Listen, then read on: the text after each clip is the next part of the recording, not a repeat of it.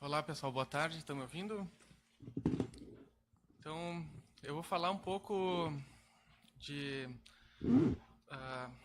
educação para a ciência, né, pensando numa ciência participativa. A gente vê novos modos de fazer ciência que surgiram nos últimos anos devido à tecnologia digital, que envolve participação das pessoas.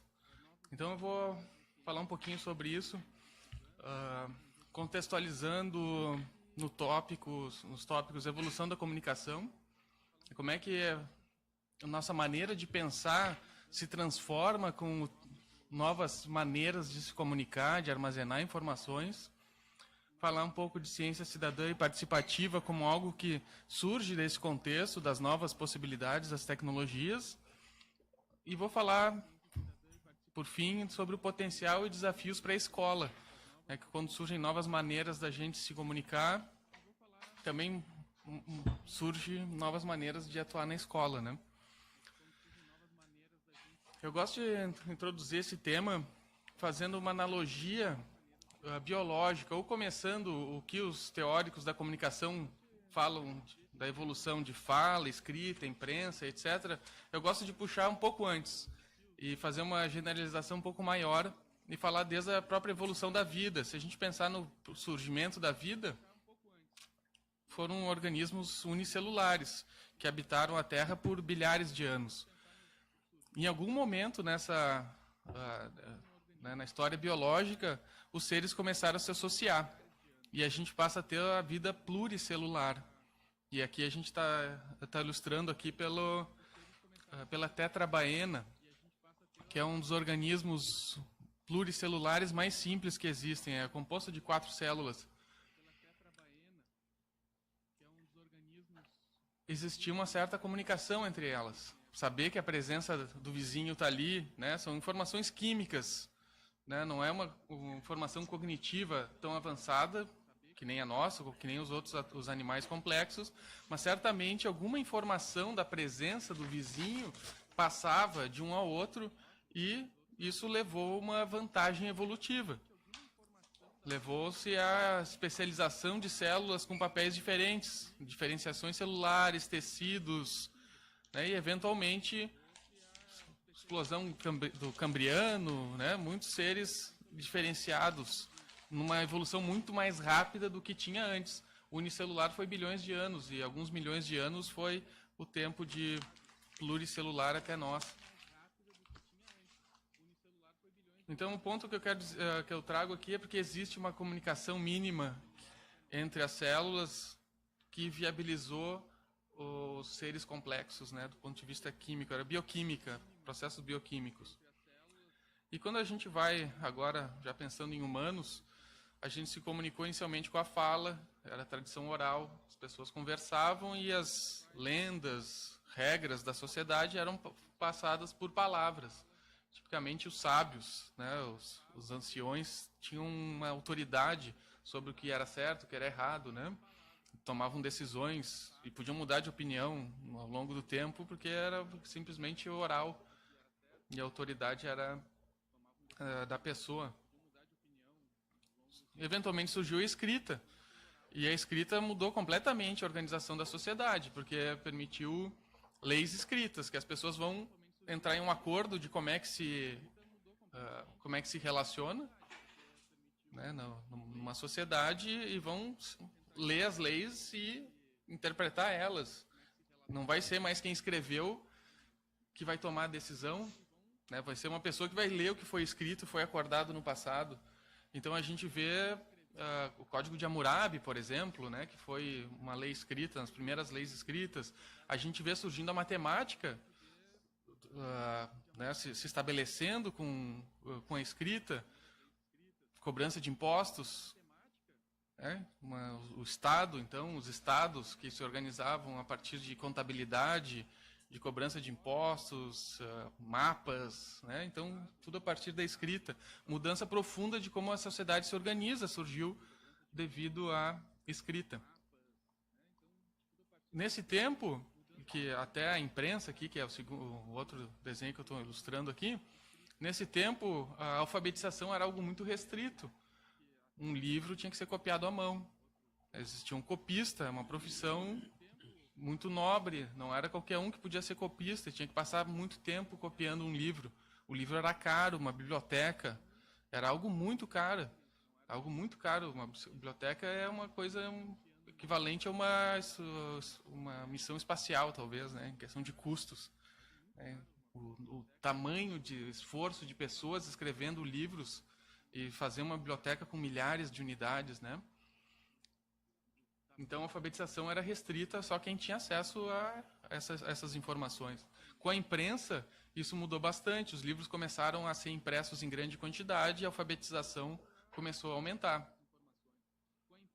Começaram a se reproduzir tabelas matemáticas de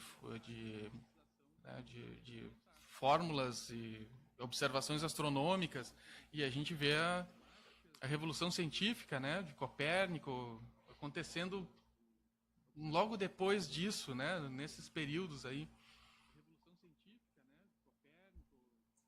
E, digamos, profundas modificações na sociedade, né? E em seguida, ou há pouco tempo atrás, na escala de tempo, aqui vai diminuindo em cada etapa que está representada ali, a tecnologia digital. Né? A tecnologia digital surgiu, sei lá, em meados do século passado, né? 40, 50, com os computadores a válvula. Né? Tinha os computadores mecânicos ainda, que faziam isso antes, mas não tiveram um impacto tão grande. Né? Foram usados na Segunda Guerra para decifrar e codificar coisas, etc. Né? Tem um impacto, mas ainda não eram, assim, estava começando, estava surgindo. Então, meados do século passado, tecnologia digital. E eu acredito que a gente ainda está aprendendo a usar. Apesar de estar chegando aqui, todo mundo tem algo no bolso que usa essa tecnologia, e se a gente fica sem ele, a gente se sente mal, né? Como se fosse, eu digo que o que seria horrível algumas décadas atrás é não deixar uma pessoa falar, né? E agora, brincadeira, né? Mas tapa a boca do aluno, o aluno vai ficar ali digitando e está sem problema, né? Agora, se tira o celular do aluno, né, da criança, ele vai ficar mais desconfortável do que se não deixar falar, né? Então, melhor não, né? Então, esse conceito aqui de ecologia cognitiva é um conceito cunhado pelo Pierre Levy, aqui ficou um pouco sobreposto. Pierre Levy, no livro Tecnologias da Inteligência. E ele fala desse meio ecológico no qual as representações se propagam. Representações do conhecimento. Quando a gente conhece alguma coisa, a gente sabe, a gente codifica em símbolos, a gente codifica em representações e a gente fala, escreve para que isso chegue até outra mente. Não é uma telepatia que pensei e a outra pessoa absorveu o que eu queria, o que eu estava pensando. A gente tem que codificar. Então, é importante falar que a gente está propagando representações de coisas, né? E esse meio ecológico é composto por dois grandes conjuntos. Um deles são as mentes humanas, então tem uma origem, um destino dessas informações, e as redes técnicas de armazenamento, transformação e transmissão dessas representações. E essas redes técnicas são a fala, a escrita, a imprensa, né, a tecnologia digital. Então, quando se transforma a ecologia cognitiva, ela é transformada com o surgimento de novas formas de comunicação. Isso que está escrito aqui. A aparição de tecnologias intelectuais, como a escrita ou a informática, transforma o meio no qual se propagam as representações. Então, sempre que surge esses novos modos, muda a maneira da gente pensar, da gente se comunicar, e tem profundas modificações na sociedade, né? Dentro da tecnologia digital, eu marco o surgimento da World Wide Web, www, como um grande passo nesse sentido, que aconteceu em 93, que foi, digamos, um grande marco no uso da tecnologia digital, que começou a ser usado em larga escala de uma maneira mais uniforme. Antes era um pouquinho mais... Tinham nichos, um nicho de um certo tipo de celular, tinha os pagers, que era para se mandar telefone, mandar mensagens curtas, só com um número de telefone para responder a ligação. Então era bem de nicho, né? E quando começou a World Wide Web, foi um marco na sistematização dessa maneira de se comunicar. E foi lançado em domínio público pelo CERN, o Centro Europeu de Pesquisas Nucleares. Era um problema dos cientistas de como se comunicar dentro de um grande laboratório e simplesmente dando acesso aos arquivos no computador. Daí se desenvolveu um servidor web, um cliente web, um protocolo de comunicação e colocou isso online para que qualquer um pudesse usar. Permitiu que isso se tornasse uma ecologia cognitiva sem restrições. Assim, quem tem a tecnologia básica consegue operar nela. Alguns anos depois, passou de 93 para 2001, surge a Wikipédia, que agora eu vou permitir que editem o conteúdo nesse servidor que tem dados, e com uma missão de criar uma maior enciclopédia do mundo. Qualquer um pode editar e botar conteúdo. Certo que não vai dar certo, né? Esse cara é meio maluco. Como é que não vai ter vandalismo? Não vai prestar. Qualquer coisa que estiver ali não dá para confiar, né? Essa seria a reação inicial, né? Mas não é que logo depois as grandes enciclopédias começaram a encolher e quem aqui acessa mais a Wikipédia do que as enciclopédias britânica e etc? Quem acessa mais as outras do que a Wikipédia? Então, esse é um resultado. Vocês desconfiam do conteúdo que está lá? Deveriam. É um belo exercício, né? Porque qualquer um pode ter vandalizado o conteúdo que está ali. Vocês deveriam usar esse...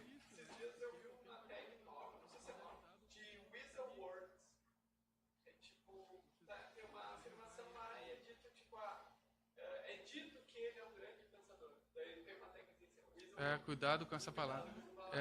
Então deve-se ter cuidado mesmo. Mas eu pergunto assim, qual é o texto que vocês podem ler acreditando plenamente? Assim, o livro do colégio, né? Não dá para confiar nele, ainda mais agora, né? Que pode ter. Então esse exercício de ter uma desconfiança é bom ser exercitado. A Wikipédia é o lugar natural disso, né? Então tá bem, a Wikipédia tá bem, ela faz o seu papel, né? Vamos buscar essas informações e vamos um passo adiante. A Wikipédia, o que tem a ver com ciência agora, né? E veja, em 2011, então 10 anos depois da Wikipédia, teve um acidente nuclear em Fukushima, no Japão, depois de um terremoto, maremoto, problema no sistema de refrigeração da usina nuclear e fusão do reator nuclear, né? E a pior coisa que pode acontecer numa usina nuclear é a fusão do combustível nuclear. Vazou combustível para todo lado. O que está acontecendo? Quem está em Tóquio pode tomar água? Né? Quem está ali perto é seguro ou não? E as informações dadas pela empresa, pelo governo e pela Agência Internacional de Energia Atômica eram muito vagas para a população. Tinha um dado no jornal dizendo o nível de radiação em Tóquio é tal número. Mas será que a comida que veio daqui, né? E de onde é que está vindo essa comida? A gente pode se alimentar com o que está no mercado, né? Então esse é um problema sério, né? E não é que uns hackers se juntaram, desenvolveram um instrumento para coletar dados de radiação, montaram um banco de dados que qualquer um podia inserir dados, fizeram uma wiki de monitoramento de radiação. E aqui está o mapa que foi obtido desse resultado. Então é uma wiki de dados científicos, né? Dando mais informação do que as grandes instituições, né? Que têm especialistas, muitos recursos, né? Acesso a satélites, etc. E o pessoal foi se informar mesmo, resolvendo o seu problema mesmo, né? Com monitoramento cidadão. Então a gente está começando a falar do cidadão capaz de monitorar e conhecer, fazer ciência e resolver problemas se informar de coisas que são importantes, né? E eu acho que esse é o tipo de coisa que a gente deve fomentar. Aqui está uma nova ciência participativa, onde o cidadão faz parte do processo da ciência. 2, 3 anos depois, o pessoal que organizou esse Safecast, que é o nome do projeto, o Safecast está ali embaixo, eles foram convidados para participar de um painel de segurança da Agência Internacional de Energia Atômica, e foram lá para Viena, onde é a sede, onde foi o evento, né? E eles foram lá apresentar como é que eles fizeram esse projeto, né? Porque eles realmente causaram um impacto, né? Vamos dizer, botou a grande instituição, né, numa situação estranho. Depois ainda vazaram coisas que eles sabiam das informações e em função dos dados que foram apresentados, aí que eles tiveram que mostrar, que eles tiveram que tornar público, porque eles não estavam mostrando certas coisas. Por exemplo, aqui está a zona de exclusão, são os círculos, não sei se consegue ver aqui está o círculo mais externo, a zona de exclusão era por aqui assim, ó. E tinha regiões fora dessa zona que tinham mais radiação do que regiões dentro. Né, então, o critério foi de distância e não de dispersão dos ventos, etc. E essas informações estavam presentes nos dados coletados colaborativamente. Né?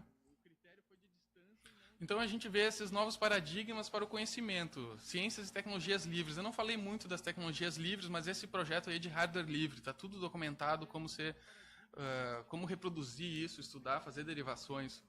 E esse entra nesse novo paradigma de educação aberta, ciência cidadã, também é chamado de ciência comunitária, que dá uma nova possibilidade de engajamento público na ciência. Então, em vez de divulgação científica, divulgação científica faz aquela relação de quem sabe e quem não sabe, né? Tem uma direção direcional. É direcional, o conhecimento vai de um lado para o outro. Participação científica, né? Então, é uma ciência participativa. E também em alguns lugares são questionados os termos, né? Tem nomes, diversos nomes para isso, pegando diferentes aspectos. Ciência cidadã. Isso foi o termo que tem sido usado há bastante tempo. Só que daí vem, por exemplo, alguns casos que surgiram. Tem comunidades de imigrantes que não são cidadãos de uma certa região e estão sofrendo poluição de uma empresa vizinha lá que... E daí eles estão fazendo monitoramento ambiental das águas e do ar. Mas daí eles não são cidadãos daquele país. E daí ciência cidadã não pode ser usada ali, porque não tem a questão de cidadania. Então entra...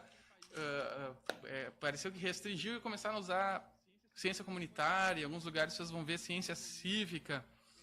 E aqui eu estou falando de ciência participativa, pegando uma questão talvez mais ampla até do que... o que se usa de ciência comunitária, porque essa ciência nos traz a questão de participação e a gente pode pensar em diversas formas de participação e estão acontecendo muitas formas de participação e nem todas são boas. Eu vou falar aqui justamente de coisas que não são legais também. Porque a gente tem um grande potencial de usar isso na escola, de envolver a escola como um agente da ciência, né, para fazer descoberta científica. Porém, a gente também tem responsabilidades para falar de ética da ciência e trazer o que é a responsabilidade do pesquisador e os riscos que as pessoas têm em se submeter a certas situações. Então, existem várias categorias desse participação do público no empreendimento científico. As primeiras três aqui é o que já está mais ou menos bem estabelecido. Doação de capacidade de processamento. Isso... dos 20 anos atrás, instalava um programinha no computador, o SET at Home, que é busca por inteligência extraterrestre, baixa dados e fica processando dados. Então, doa capacidade de processamento. Ativou proteção de tela, quer dizer que não tem ninguém usando, começa a processar dados para um projeto científico. O LHC faz isso também, tem várias iniciativas que usam esse protocolo de comunicação.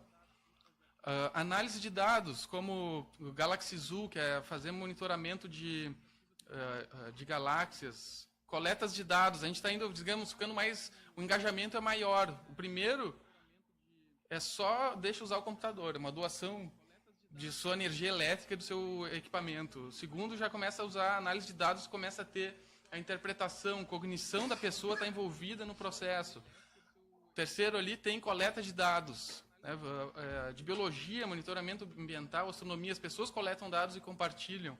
E agora a gente está vendo até uma quarta etapa, assim, que são cobaias. As pessoas passam a ser cobaias, participando como cobaias, algumas vezes de forma não consentida, né?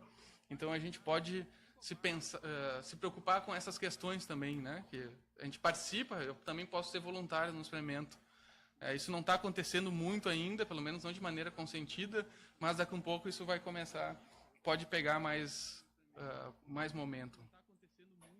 Então, nessa questão de cobaias, autoexperimentação, experimentos não consentidos, que envolve biohacking, data e big data, não é ciência cidadã. A ciência cidadã está nas categorias de cima, né? Mas, como eu estou falando de ciência participativa, esse também está presente nessa ciência de participação, né?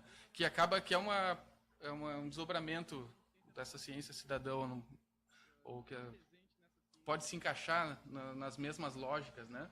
Então, esse set at home, processamento de dados, aí está o exemplo do que aparecia na tela da pessoa quando ativou a proteção de tela e está fazendo análise dos dados. O Galaxy Zoo, que é a classificação morfológica das galáxias. Aqui tem um exemplo de um objeto da Hennis, Voortwep, eu não sei como é que fala isso em holandês. É um objeto estranho que foi descoberto por uma professora voluntária em 2007. Então, ela identificou isso aí, um objeto extragaláctico, e surgiu uma nova categoria de objetos intergalácticos que foi descoberto primeiro no Galaxy Zoo. Assim. Então, essa professora encontrou, é a professora Honey. Se entrar aqui, tem o site, tem um monte de informação sobre ela e como é que ela participou disso.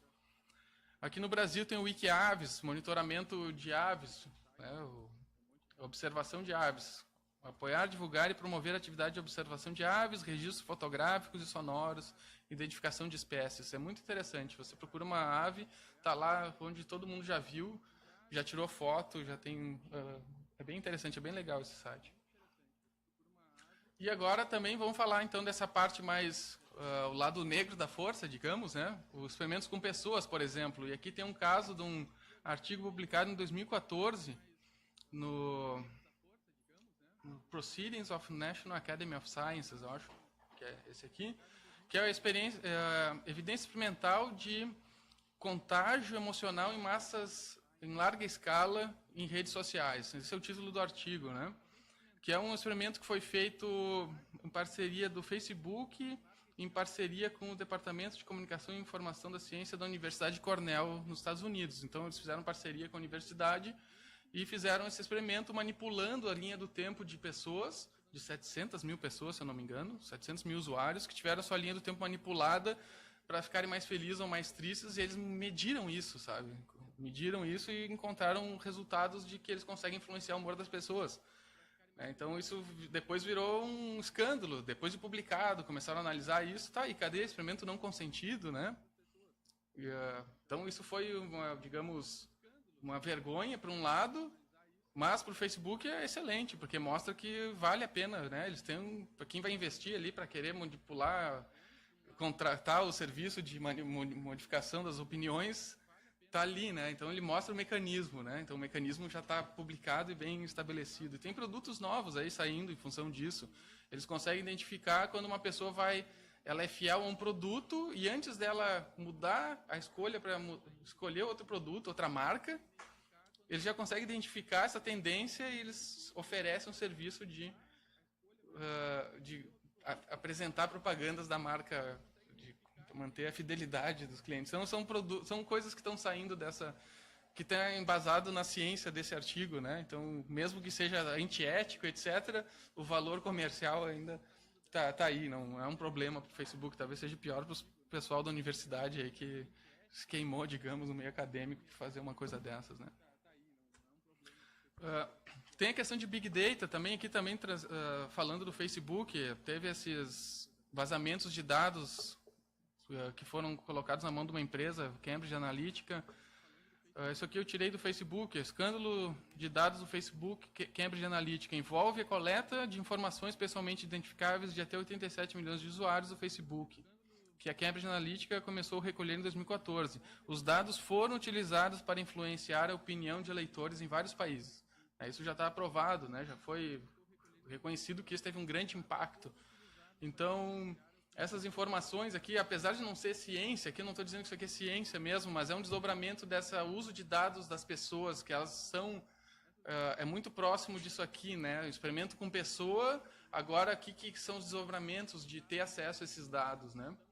E a gente vê... Isso aqui ficou claro nas eleições dos Estados Unidos e no Brexit, que essa empresa estava influenciando lados, né, foram contratados para influenciar as eleições. Então, e aqui, se a gente for ver, Isso aqui foram os dados divulgados pelo Facebook mesmo. Tem até 443 mil pessoas do Brasil que tiveram esses dados expostos, né? Enquanto nos Estados Unidos foi 70 milhões, outra escala, mas né, a gente vê que isso está presente. Então a gente tem umas questões, né, sérias. Outra aqui, a terapia genética do it yourself. Do it yourself é faça você mesmo. Então tem um pessoal que começou a fazer isso, desenvolver tratamentos genéticos e tratamentos de biohacking que nunca poderiam fazer na universidade, não iam fazer num centro de pesquisa sério, porque violaria todas as regras de ética e pesquisa, etc. Mas nada impede de alguém fazer na sua garagem e fazer lá um novo procedimento e testar em si mesmo, né?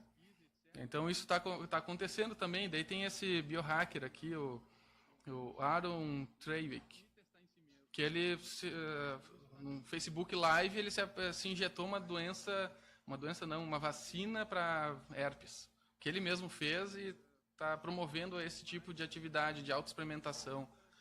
Então, e aqui daí tem um outro artigo dizendo por que isso não é uma boa ideia de ficar fazendo esse tipo de coisa, né? Então a gente tem que falar sobre isso, né? A gente vai ter que conversar sobre isso. A gente vai trazer ciência cidadã para as escolas, tem que levar isso para os alunos e conversar sobre isso, porque daqui a um pouco as pessoas vão estar fazendo isso porque não se dão conta das implicações que tem.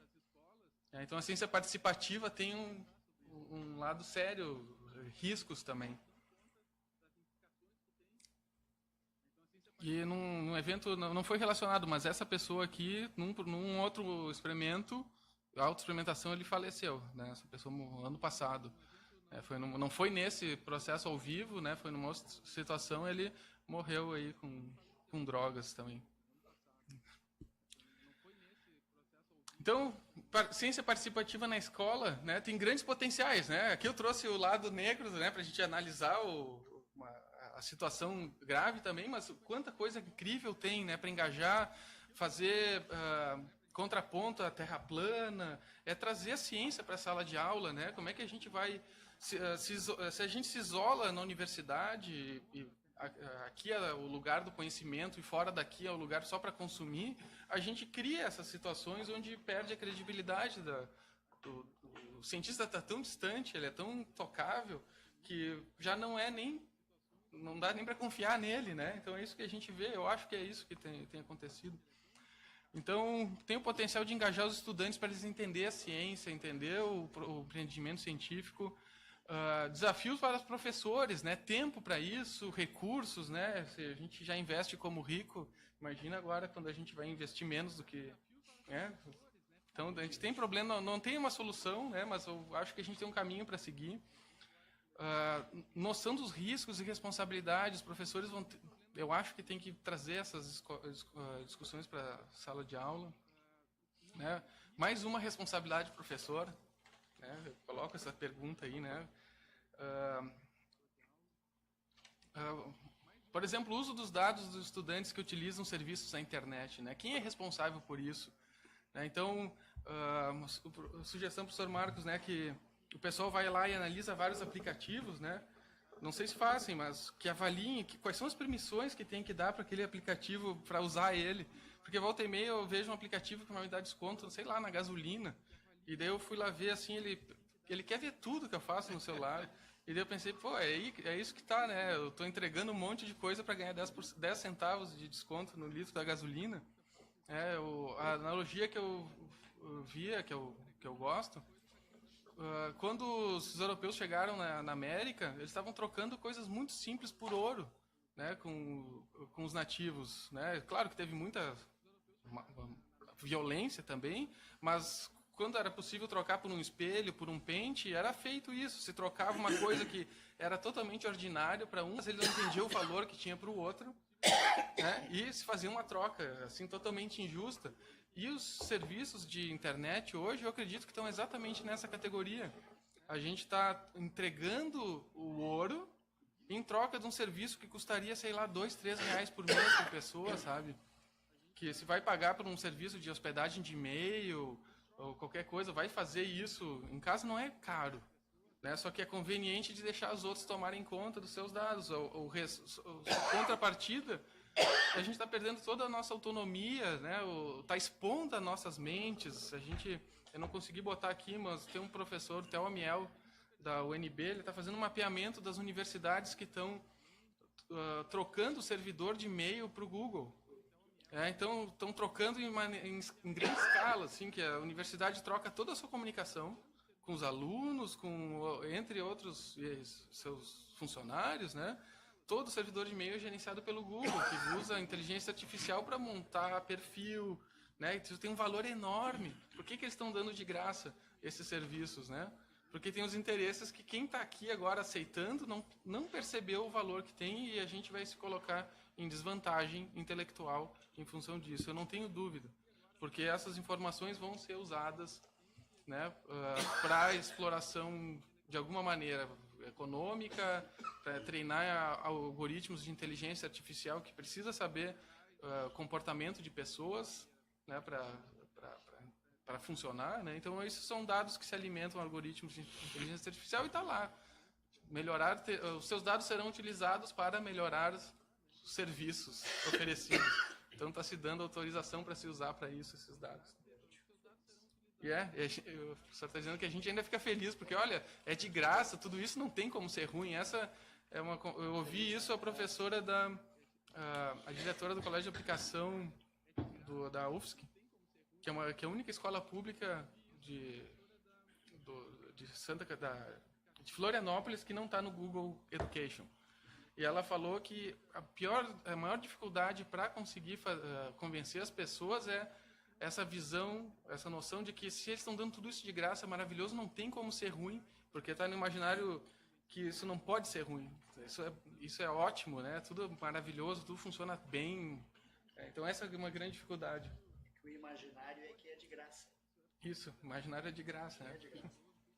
Não é de graça, exatamente. Então, acho que a gente tem uma questão muito séria. As universidades estão trocando seus e-mails, servidores todos gerenciados pelo Google, é o Google.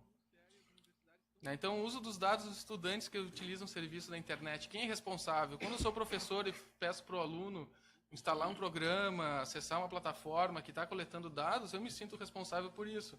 Agora, se a própria instituição, se a Secretaria de Educação, se o Ministério da Educação faz um acordo com uma empresa e obriga todo mundo a usar, a gente fica completamente sem capacidade de ação. A gente não pode nem refletir no que está fazendo, porque a gente é obrigado a fazer isso, né? Então, a gente está num tempo muito difícil nesse sentido aqui. Fazendo um pouco de propaganda do CTA, o Centro de Tecnologia Acadêmica, né? A gente está trazendo essas questões, a gente questiona isso. A gente trabalha no paradigma do conhecimento livre. Tem alunos desde a educação básica até alunos de doutorado que fazem seus projetos no CTA. Até spin-offs que já saíram e são independentes do CTA. A gente trabalha no conceito de hiperobjetos. Hiperobjeto é o objeto que junta vários movimentos de acesso ao conhecimento, que tem o movimento do recurso educacional aberto, REA, que está preocupado com os livros didáticos. Daí tem o movimento do software livre, que está preocupado com o software que roda nos computadores, nos aparelhos, etc., digitais. E o hardware aberto, instrumentos científicos, né, e etc., que sejam um hardware aberto, como o Arduino, né, que são muito conhecidos. O hiperobjeto junta tudo. A gente pode operar em parceria com todas essas comunidades, assim, é uma fusão de iniciativas, né? A gente já desenvolveu instrumentos para fabricação digital, né? Isso aqui é uma fresadora para fazer placa de circuito impresso, foi projetada pelo engenheiro Germano Postal, né? Tem uma série de máquinas que a gente desenvolveu. Estação meteorológica, projeto de monitoramento meteorológico, queremos botar sensores de monitoramento ambiental, coleta cidadã, né, parecido com o que a gente viu em Fukushima, só que agora com outros parâmetros de monitoramento. A gente organizou há pouco tempo, foi de 11 a 15 de março, faz um mês, o TecnoEx 4.0, encontro latino-americano de tecnologias livres. E a gente trouxe o tema de ética justamente para o centro desse evento. O tema foi Ética, Direitos Humanos e Tecnologias Livres, já que a gente está vendo o grande potencial de uso dessas tecnologias, vamos falar de ética também, precisamos falar, porque a tecnologia é livre, mas não é livre de ética. Foi a professora Maíra que falou isso no seu painel lá. Então, a gente não está livre das normas, não está livre da lei e não está livre da ética. A gente tem que ainda usar a tecnologia livre dentro dos, né, do que é certo e errado. A gente tem valores. Né? Então, aconteceu isso, a gente está preocupado com essas questões. Vai ter, no ano que vem vai ser no Peru, ainda não foi divulgado o local exatamente e a data, mas o TecnoX 5.0 vai ser no Peru, já passou pela Argentina, Chile e México, a 4ª edição que foi aqui no Brasil e depois vai para o Peru.